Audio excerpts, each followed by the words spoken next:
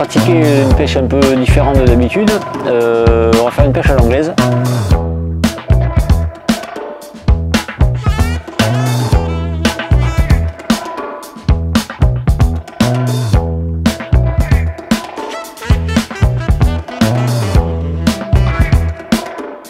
Bonjour à tous, ravi de vous retrouver pour cette nouvelle vidéo Matrix.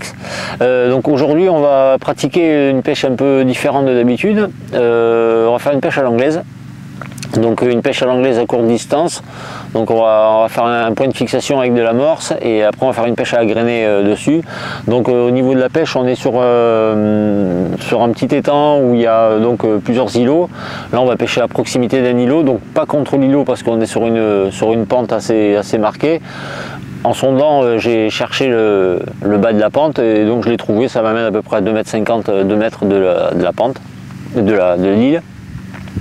Et donc on va partir sur une pêche de poissons blancs, donc il y a des gardons, il y a des plaquettes, il y a des brèmes, il y a des carassins, il y a aussi des carpes, des amours blancs, enfin il y a tout un tas de poissons. On va essayer de cibler les plus jolis blancs, on va essayer d'éviter les petits gardons et les petites plaquettes et de prendre les gros gardons, carassins et brèmes.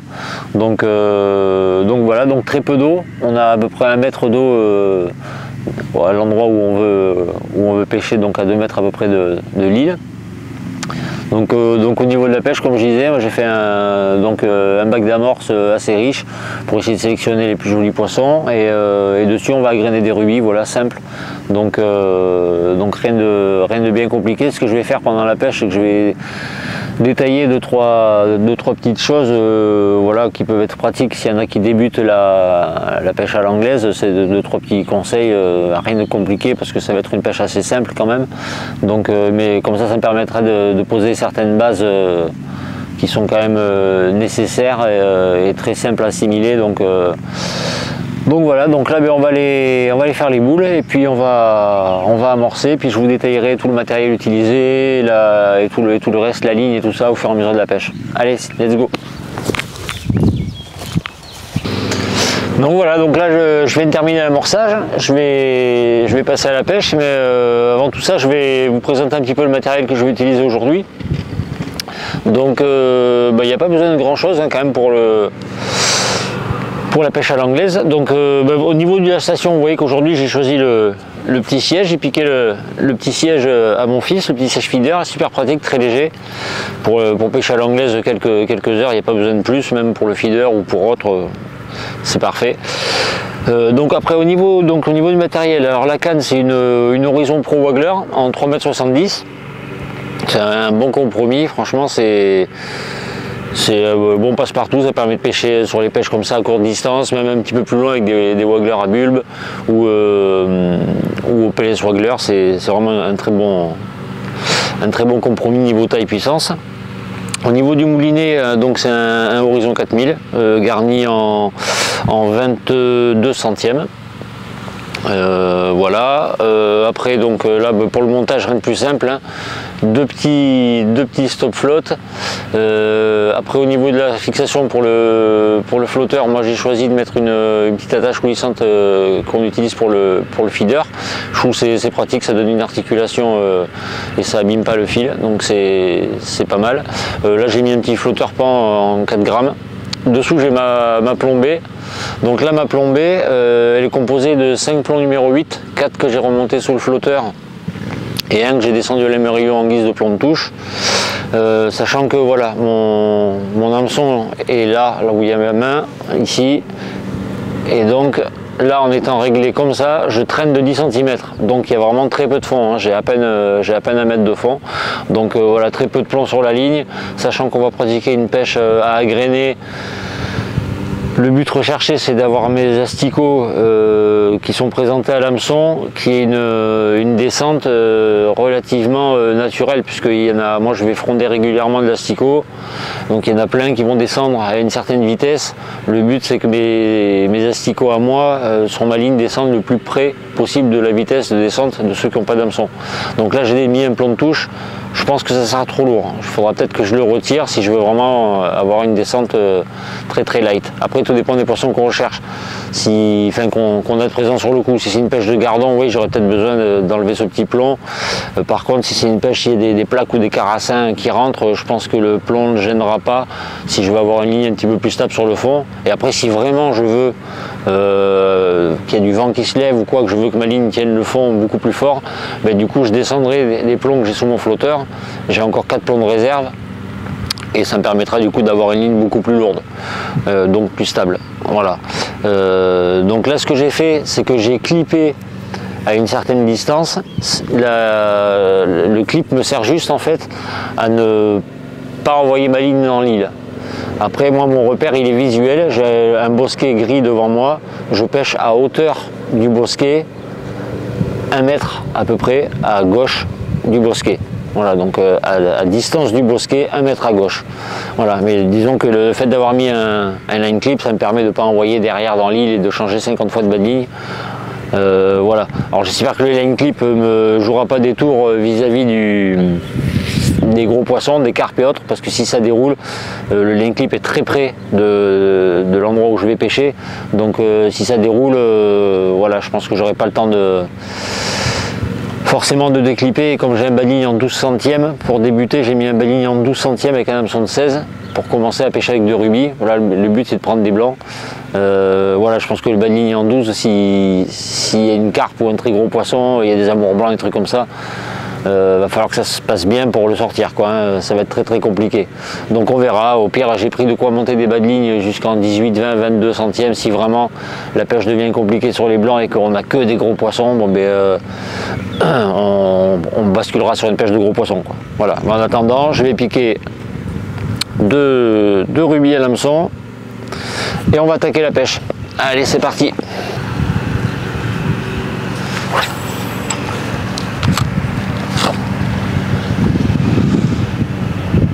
Voilà, donc là on a vu que la ligne a clippé à l'endroit où je voulais qu'elle s'arrête. Moi j'ai mis mon petit coup de sion assez raide dans l'eau, assez rapide. En fait ça c'est pour permettre de couler la bannière. Donc là il y a 18 mètres à peu près. Donc du coup la bannière est pas longue à couler, il n'y a pas de vent, donc ça se passe bien, même si elle ne sous-coule pas. C'est pas très grave pour l'instant, quoi.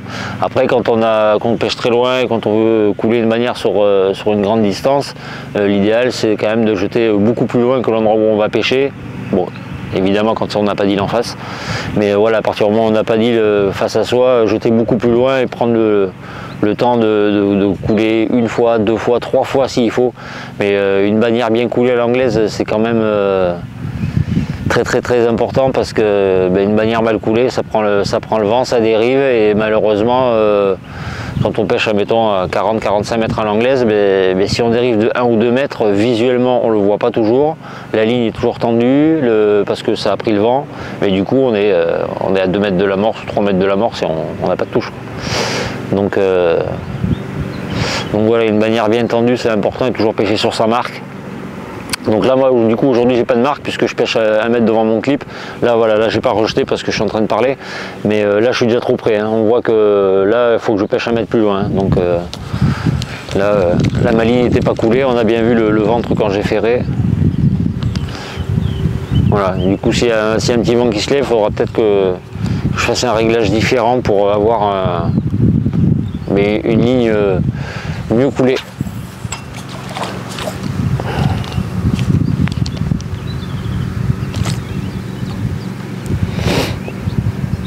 Voilà, alors là ce que je fais c'est que je jette volontairement sur la gauche, parce que comme j'ai le vent qui arrive de gauche, comme ça ma ligne au fur et à mesure elle vient à passer, à faire une prospection sur mon amorce. Alors que si je jetais de suite dessus, du coup vu que la ligne dérive vers la droite, ma ligne sortirait de l'amorce immédiatement au lieu d'y arriver, quoi. Voilà, là je suis quand même un petit peu à gauche. Je vois des petites bulles, mais pour l'instant j'ai pas de touche. Alors je veux pas m'inquiéter trop, mais bon, il y a aussi une présence de poissons-chats dans l'étang, et honnêtement j'espère qu'on va pas les rentrer, parce que si on rentre les poissons-chats, j'ai loupé mon lancer.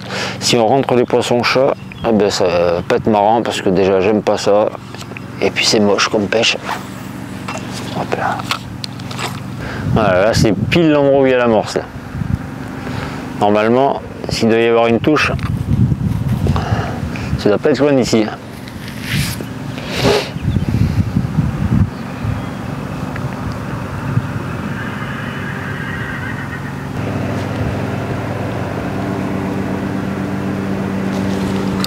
Ah, premier poisson.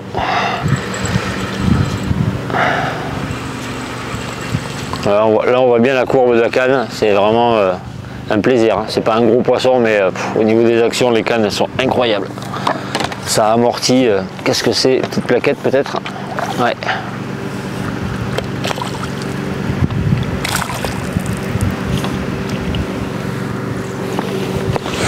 Donc c'est bien, on est dans les poissons ciblés. On voulait essayer de faire des jolis blancs. Voilà.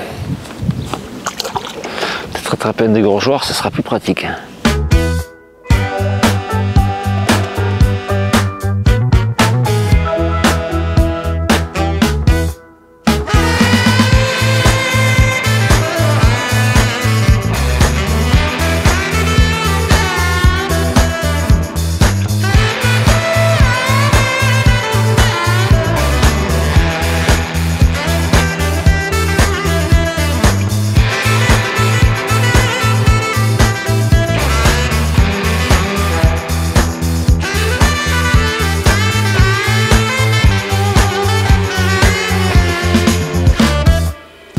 Bon voilà, donc là ça fait un petit moment qu'on pêche. Donc sur le démarrage de la pêche, on a fait quelques gardons, rotangles, un poisson-chat. Donc c'est des touches par-ci par-là, c'est pas très régulier. Mais là par contre on a un souci en fait, c'est que le vent qui vient de se lever et du coup on peut plus agréner. On peut plus agréner l'endroit où on pêchait contre l'île, donc là je vais faire des rappels à l'amorce, mais depuis que j'agrène plus, les touches se sont complètement arrêtées net, j'ai plus une touche, donc on a pêché correctement 1h30 peut-être, je sais pas, et là, là c'est très calme, donc on va essayer de trouver une parade pour refaire quelques touches, sachant qu'au niveau des réglages avant, j'avais commencé avec un bas de ligne long et un plan de touche, j'avais pas mal de loupés de touches dans le vide, de touches ferrées dans le vide. En raccourcissant mon bas de ligne à peu près à 25 cm et en rajoutant un deuxième plan de touche, j'ai des touches marquées. Donc là c'est déjà beaucoup mieux. Et, mais là le problème c'est que là, maintenant les poissons sont partis. Donc il va falloir refaire revenir les poissons. Il reste comme solution plus que le rappel à la main, puisque l'agrainage avec les Gozer Ruby là-bas c'est pas possible. Donc voilà, on va rappeler, puis on va voir ce qui se passe, et puis sinon, sinon on arrêtera de pêcher parce que là il se passe plus rien. Mais bon, c'est vraiment dommage parce que là c'est en train de se mettre en place comme il faut. La pêche à l'agrainage, voilà, c'est une pêche d'accoutumance, donc c'est une pêche où au fur et à mesure, plus on agrène, plus on rentre des poissons, quoi. Théoriquement, ça commençait à se mettre en place bien comme il faut, et là ça s'est arrêté net. Donc j'espère que ça va se remettre, qu'on va pas s'arrêter là-dessus, parce que ça serait vraiment dommage.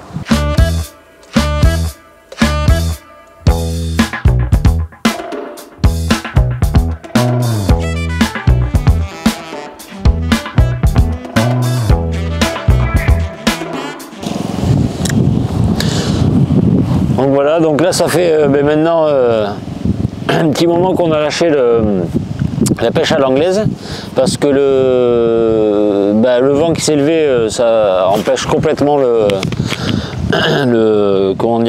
l'agrainage. Les asticots ils partent n'importe où, c'est absolument dégueulasse. Donc